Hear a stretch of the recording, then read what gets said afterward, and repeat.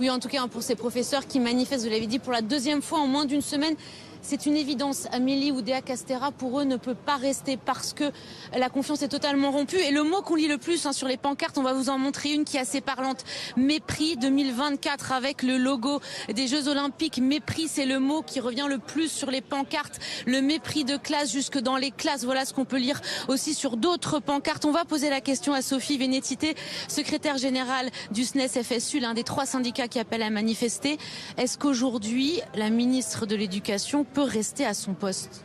Ça semble difficilement envisageable. La confiance est rompue avec la ministre. Elle a été rompue dès le premier jour et ses propos dénigrants et insultants envers l'école publique. Elle a ensuite sans cesse remis une pièce dans la machine.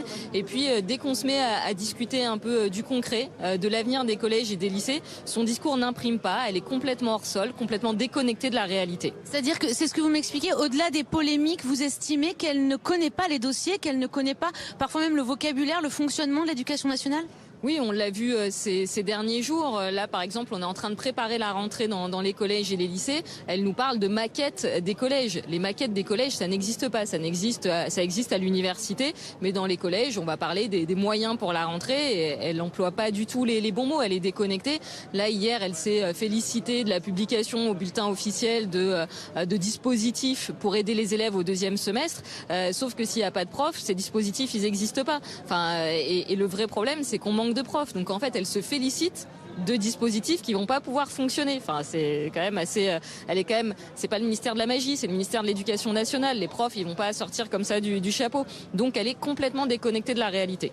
Toute dernière question, il y a une rumeur qui parle de François Bayrou pour la remplacer. Qu'est-ce que vous en penseriez ?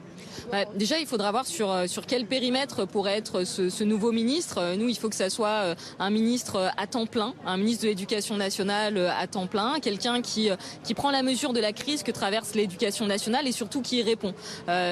S'il y a un nouveau ministre, il va falloir très vite qu'il nous reçoive et qu'il nous donne des réponses sur les urgences de l'éducation nationale, les salaires, les recrutements, la réforme du collège. On ne va pas pouvoir attendre encore 2 à 3 semaines. L'école est dans une crise profonde et s'il y a un nouveau ministre, il faudra qu'il nous reçoive cette semaine et qu'il nous donne des réponses très vite. Merci beaucoup. Donc 2e journée de mobilisation pour les enseignants qui sont aussi dans la rue aujourd'hui, notamment pour le collège. Vous l'avez dit, la réforme du choc des savoirs, ces groupes de niveau, les enseignants sont contre. Le cortège va bientôt partir direction justement le ministère de l'Éducation nationale.